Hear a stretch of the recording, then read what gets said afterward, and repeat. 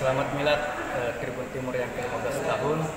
Semoga semakin memberikan pelayanan berita yang real time, seimbang, dan menyajikan berita ekonomi khususnya Kota Makassar dan Sulawesi Selatan untuk bagaimana menopang kemajuan daerah.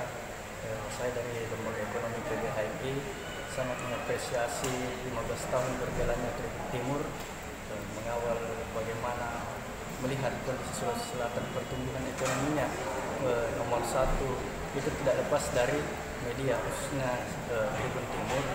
Ini kita sangat berterima kasih khususnya masyarakat Sulawesi Selatan, dan secara nasional ini membuktikan bahwa media yang ada di Kota Makassar itu sangat layak bersaing di tingkat nasional bahkan kancah internasional.